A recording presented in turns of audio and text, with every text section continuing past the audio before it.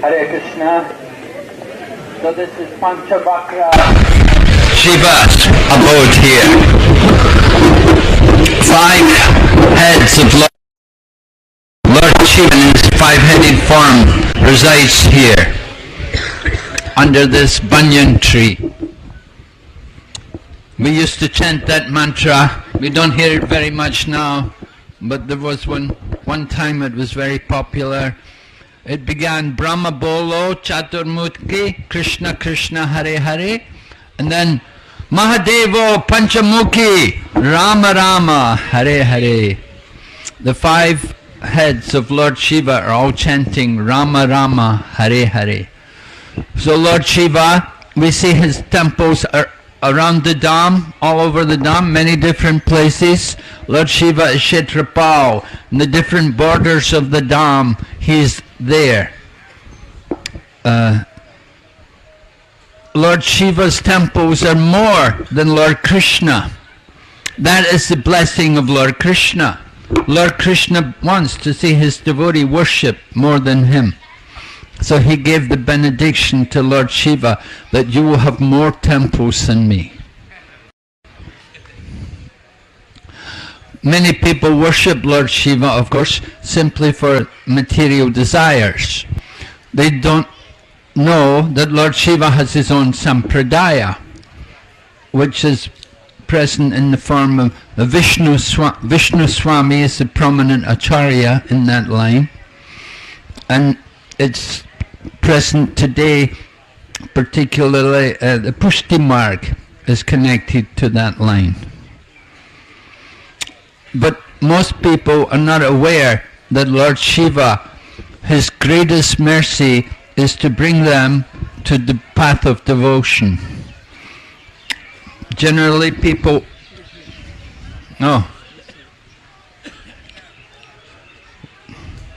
Bilva Paksha. Bill Pakur.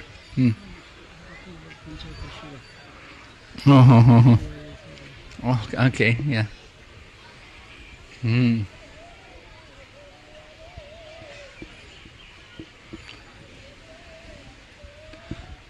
So Lord Shiva is described here, was resident here. Who can describe his glories? The most merciful Pancavaktra Mahadeva, 5-headed Shiva, would fulfill the desires of anyone who asked him anything in the service of Lord Sri Krishna. So once upon a time, an ascetic Brahmana was worshipping Lord Shiva to fulfill their desires. And they worshipped Lord Shiva with bilva leaves for a duration of 1 paksha, a fortnight. Lord Shiva became very pleased with them. He looked upon them with a very merciful glance and spoke, you must now ask anything that you desire. The Brahmana said, please give us that which you consider to be the greatest, that which you consider to be the greatest. And Lord Shiva said, there is nothing greater than service to Sri Krishna. So this is Lord Shiva's instruction. The greatest thing he can give, service to Lord Krishna. But the common people are not aware of that. They simply worship Lord Shiva for material desires. In the 10th canto of Srimad Bhagavatam, we have the story of Vrika. Vrika was worshipping Lord Shiva. He was cutting flesh from his body and offering to Lord Shiva, and still Lord Shiva was not appearing. And then finally he wanted to offer his own head to Lord Shiva, and he was prepared to cut off his own head as an offering to Lord Shiva. At that time Lord Shiva, being a Vaishnava, is very compassionate, and so he appeared in front of Vrikasura. You get so much pleasure in doing service, you want to do more service. Right? We go around on parikrama. After you go around one time, we want to go around again. Right? Who wants to go round again? Oh, very good. Yes. Okay, sign up. You can come at Kartik. Naragopal Prabhu has very nice parikrama. As we heard yesterday, Mahaprabhu took sannyas. It's the ashram of Keshava Bharati Maharaj. And they have the samadhi of Chaitanya Mahaprabhu's hair. After the barber shaved the hair of Chaitanya Mahaprabhu, they put the hair in samadhi. So that's there at Katwa. It's very nice to go and see these places. And not far away from Katwa is Sri Khanda, and the place of great devotees like. So that deity is there, and not very far away, just 2 kilometers away from Katwa.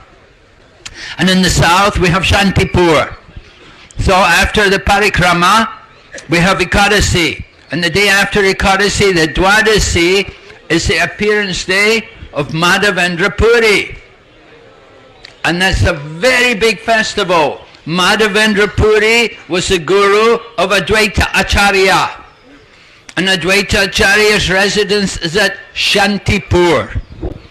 So you're all invited to go to Shantipur on the Dwadasi. And we have a big festival, and we feed thousands of people. The whole, people come, you know, when you have prasadam, then people come from everywhere. You don't know where they come from, but there's never any difficulty to distribute prasadam.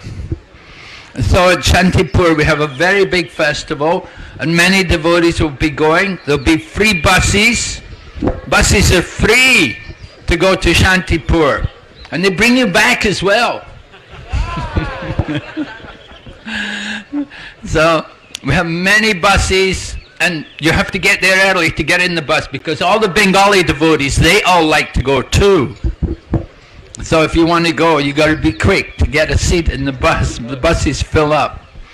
But it's a wonderful festival, and everyone who goes there, who takes part in that festival, cooking and serving prasadam and eating prasadam, they all get Krishna Prem. Yes. So this is the mercy.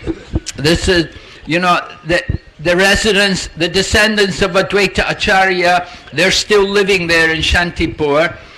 So it happened that they couldn't do the festival themselves. They had no means to do anything. And they approached ISKCON and they asked us, could you help us to do this festival? So it was agreed we would go there every year. And every year, but for many years now, we've been going there to Shantipur, and we have a very big festival. We distribute prasadam to thousands of people. So Shantipur is a wonderful place to go and visit. If you haven't been there yet, you have to go. Actually, Srila Prabhupada, at one point he was thinking to make Shantipur the world headquarters of ISKCON. Before he got land in Mayapur, he was thinking we'll have a temple, we'll just make Shantipur the headquarters. And he was going to get land there. But later on they got land in Mayapur, so Shantipur was forgotten. But Srila Prabhupada had pastimes there in Shantipur. He used to go there to Shantipur. Before he went to America, he was going there. He was chanting there and praying there. And after he went to America, he came back, he also went there. So a very important holy place. Chaitanya Mahaprabhu, Lord Nityananda, Advaita Acharya, they were all there in Shantipur. They would take prasadam there. And that place is there in Shantipur. And when you go to Shantipur, you can see also the original painting of Chaitanya Mahaprabhu. Maharaj Prataparudra, he commissioned an artist to do a painting of Lord Chaitanya Mahaprabhu. So they have that illustration there in Shantipur. If you haven't seen the original portrait of Chaitanya Mahaprabhu, you can see it there in Shantipur. So there are many places to be seen around Gauramandala Bhumi. We're only in Navadwip Dham, and this is Pancavaktra, Shiva's abode here. we want to understand the importance of Lord Shiva. We say Aradhanam Sarvesham Vishnur Aradhanam Param. Of all kinds of worship, the worship of Lord Vishnu is the greatest. But Vishnu Aradhanam Param. Tasmat Parataram Devi Tadiyanam Samacharam. So Tadiya, those things which are in relationship to Vishnu, is even greater. So worship of Lord Shiva is also very important for us. Just like we worship Tulsi Devi, we worship Srila Prabhupada, we also offer our respects to Lord Shiva. When we go to Jagannath Mandir, you'll see we have one Shiva Linga there. We have a big program on Shivaratri. Just passed a week or two ago, we had a very big program. Many people come. Now, you know, when I joined the movement, we had a very bad idea about Lord Shiva. You know, oh Shiva, oh no, you know. and there was even a story that somebody gave Rudraksha beads to Prabhupada to chant on, and Prabhupada went, oh. He thought, this is not for devotees. We chant on Tulsi beads. We don't chant on Rudraksha. And similarly, worship of Lord Shiva, we don't offer Tulsi to Lord Shiva, we offer Bilva leaves to Lord Shiva. Described here, right? Bilva Paksha, this place here. So the worship of Lord Shiva is done with Bilva leaves, not with Tulsi. Tulsi is for worshipping Lord Vishnu. Lord Shiva is not Vishnu Tattva. Lord Shiva is Shiva Tattva. He's on his own. Vishnu Tattva, that is Lord Nityananda. Advaita Acharya is also Vishnu Tattva. Who is Advaita Acharya? Mahavishnu. And who else? Sadashiva. Yes, Sadashiva means Sadashiva in the spiritual world. There's a four-armed form of Sadashiva. It's a Vishnu form. He has his own planet in the spiritual world, a Vaikuntha planet. So we worship Lord Shiva, we offer our worship to him. At the same time, we understand that Lord Shiva is not the Supreme Lord, but he is Vaishnavam Yata Shambhu. Lord Shiva, Shambhu is the greatest Vaishnava. Why is he such a great Vaishnava? Because he delivers so many fallen conditioned souls.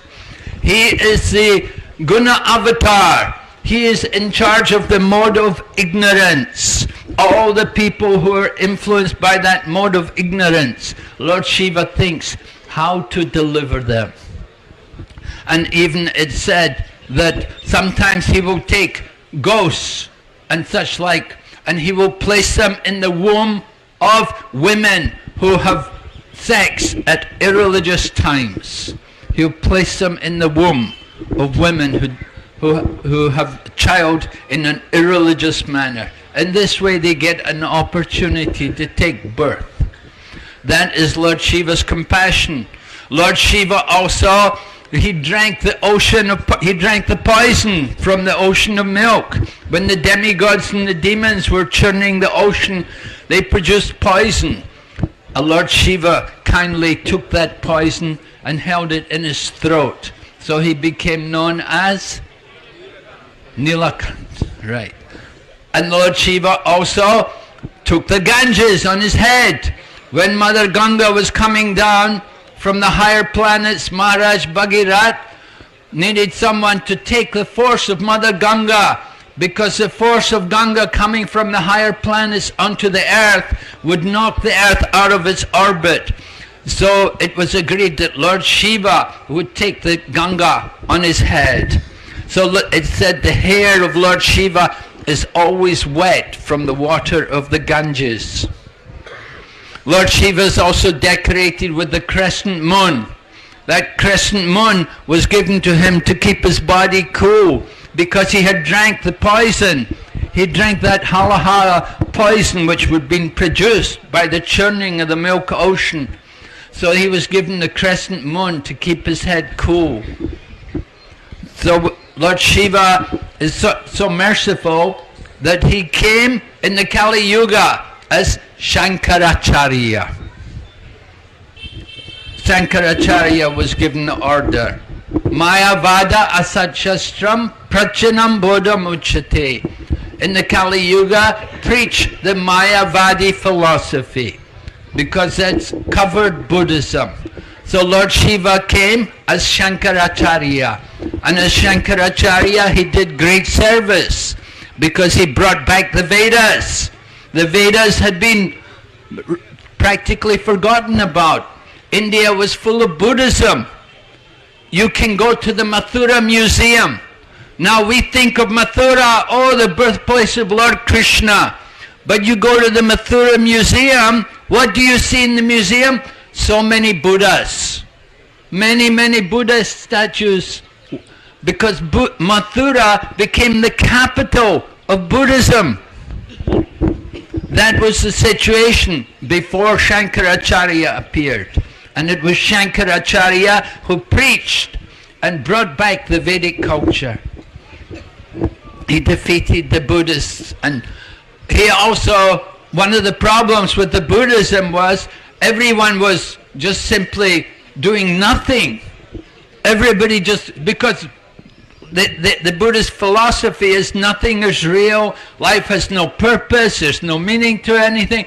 They do nothing, everyone was just sitting, meditation. They just wanted nirvana, didn't want to do anything. So there was no farming, the fields were not being plowed, nothing was being done. The whole country was coming into ruination. But Shankaracharya came and he brought back the Vedic culture. The Buddhists were teaching everyone is one, everyone, we're all the same. There's no Brahman, there's no Kshatriya, no Vaishya, no Sudra. We're all just simply, what are we? We're nothing. Zero. You listen to the Buddhists preach, only they speak about zero, nothing. They never mention God. They will never mention anything about a creator. They will simply say, no, life is, nothing is real, everything is illusion. But Shankaracharya came and he preached, there's one. He brought people back to the Vedas. And he re-established Brahmins who were not corrupted, who were not degraded. He brought back a very high standard of Brahminical culture. And he got the people to go back to work. They started to do work again, farming, taking care of the cows and growing the crops. So much more practical philosophy. So we're very grateful to Lord Shiva for all of his wonderful services here. And this banyan tree, generally Lord Shiva resides under a banyan tree. Although his wife is Mother Durga, she's in charge of the whole material creation. Lord Brahma says, Shrishti Stiti Pralaya Sadhana Saktireka Chayeva Yashya Bhuvanani Vibharti Durga Echanurupamapi Yashya Chajaistate.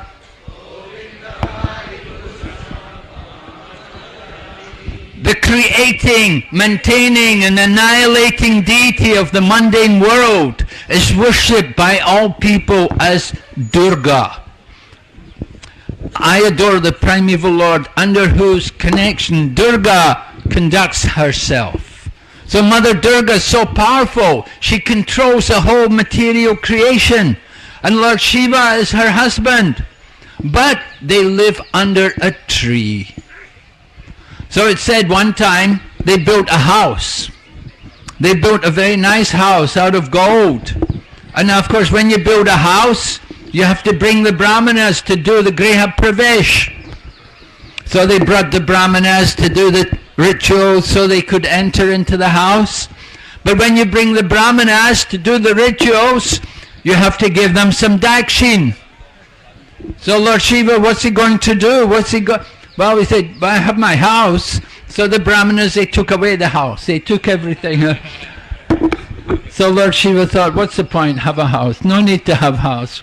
So that's why Lord Shiva lives under the tree. Even though his wife is controller of the whole cosmic manifestation, they're quite happy to live under the tree. It pointed out the devotees of Lord Shiva generally, they're very opulent. They have a lot of wealth, a lot of opulence, very famous people, powerful people. They worship Lord Shiva. Lord Shiva can fulfill material desires. So materialistic people are very fond to worship Lord Shiva. And Lord Shiva fulfills their desires. He's asutosh. He's easily pleased. Fulfills all their desires. They get everything they want. But they don't get the real mercy of Lord Shiva. It's pointed out those devotees of Lakshmi Narayan and Radha Krishna, they're not so wealthy. They're not so rich. They're not so opulent. The goddess of fortune, Lakshmi, and Lord Narayan, they're wealthy. They live in the palace. They have great opulence. Dwarka is a place of opulence. But the devotees of the Lord, they're not usually so wealthy. They live simply. But they have the special wealth, which the Shivites don't have. The Shivites, those who are worshippers of Lord Shiva, they don't have peace of mind. They don't have any real control of the mind and senses. They're very attached. They're very materially ambitious. But the devotees of Lord Narayan and Lord Krishna, they enjoy that satisfaction, that peace of mind, that inner pleasure. So that is the real wealth, not the temporary flickering wealth of the material world. So in this way we understand something about the significance of worshipping Lord Shiva. We want to get from him the greatest thing. And we're going to hear? One announcement before. Okay. So before we have a drama, here's Pan. Drama will be later, but announcement. For the next place that we're going to, we'd like to do a small drama, but we need a dancer, a male dancer who knows Bharatnatyam type of dance. Yes? Okay, then come and see me over here. And we'll need one lady also who can participate. So anyone who would like to be part of that, come over here. And we'll do the drama. Jaya Shri Krishna Chaitanya Prabhu Nityananda Shri Advaita Gadadhara Shiva Sri Gaura Bhakta Vrinda Hare Krishna Krishna Krishna Hare Hare Hare Rama Rama Rama Hare Hare. So we are on the border of Rudradvip and Simantadwip, and here is Belpokur, this lake where Nimbaditya met four Kumaras. It's just 100 meters from here. Nimbaditya was performing austerities and he pleased Lord Shiva, and Lord Shiva gave him blessings. He said that in this forest of bell trees you will meet four Kumaras. They are your spiritual masters. So Nimbaditya went to search for them, and he saw some platform on which four Kumaras were sitting. He offered his prostrated obeisances to four Kumaras, and he started to chant Hare Krishna Krishna Krishna Hare Hare Hare Rama Rama Rama Hare Hare. And because his chanting was very inspiring, so Kumaras has broken their meditation, and they saw Nimbaditya, and they asked him, "Who are you? Why did you came here?" So Nimbaditya said that he has received this blessing from Lord Shiva and he wants to accept them as his spiritual masters. So for Kumaras, they were happy. They said, "Yes, now Kali Yuga is going on, and Kali Yuga is so severe that people are suffering so much, and Lord is so merciful that He sent His representatives, 4 representatives to preach bhakti, and you are one of them, and now we are accepting you as our representative. We are following the path of bhakti, and we has written the Sanat Kumara Samhita, which is describing how to worship the Lord. And now we will give you initiation. So Nimbaditya immediately went to Ganga. Ganga was flowing nearby. He took bath. He came back and he has got initiated by 4 Kumaras as Nimbarka Acharya. And according to the instructions, he started to worship the Lord, and his worship was so devotional that Radha and Krishna has appeared before him. He has got personal darshan, and they were very happy with Nimbarka. They said that we are completely satisfied by your worship, and you are so fortunate that you came to this Navadvip Dham. It's our eternal abode. We appear here in combined form of Gauranga.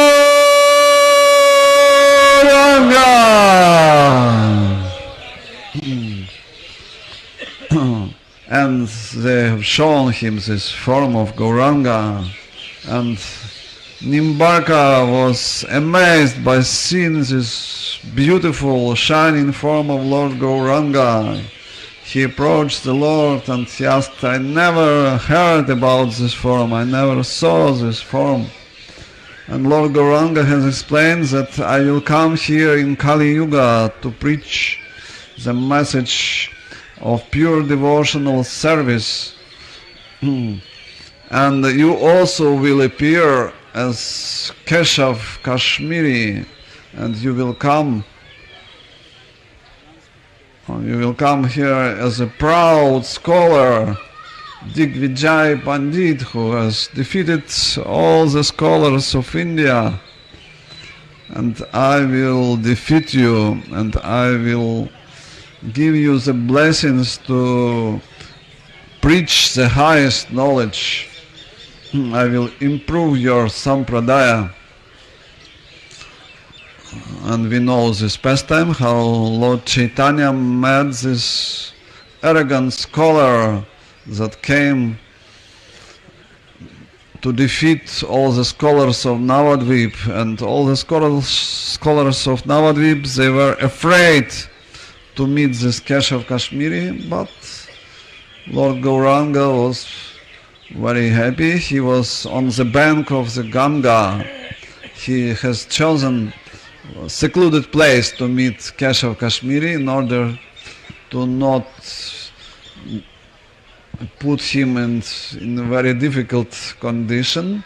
So they met on the bank of the Ganga. Lord Gauranga was surrounded with few followers, and Keshav Kashmiri, he told, I heard that you are Nimai Pandit, a great scholar. But Lord Chaitanya said, no, I am not so great scholar, I am just teaching some grammar, Sanskrit grammar, I am not so learned, and you are a great Kashmiri Pandit, so I would like to hear from you glorification of Ganga. And Kashmiri Pandit started to chant the verses, one verse by another, 100 verses glorifying Ganga. With the speed of a wind he was chanting these verses, and after that he asked Nimai Pandit, how do you like my poetry? And Nimai Pandit said, yes, I liked very much your poetry, but there are some faults there. And Kashmiri Pandit was amazed. how did you find some fault? I was speaking with the speed of a wind. You must not be heard what I was saying. And Nimai Pandit quoted one verse and he found many faults just in one shloka. And this Kashmiri Pandit was ashamed. He never met such a person who can find some faults with him, because he was worshipping Goddess Saraswati and he was composing perfect poetry, but now he was defeated. And all the disciples of Nimai Pandit, they started to laugh on him. But Lord Chaitanya stopped them and he said he must be very tired after a long trip to Navadwip. So please take rest, go home, take rest, and tomorrow we will meet again. So Kashmiri Pandit went home and he was praying to Goddess Saraswati. How does it happen that I was put in such shame? And Goddess Saraswati has appeared to him and she said, you are very arrogant. This is my Lord whom I worship. So you have just to surrender to him. So next day, Kashmiri Pandit came to Lord Gauranga and he surrendered to him. And Sri Chaitanya Mahaprabhu has blessed him. So he was preaching with the blessings of Lord Gauranga. So that was next incarnation of Nimbarka Acharya. He appeared as Kashmiri Pandit and he has got the personal instructions from Lord Chaitanya. Hare Krishna.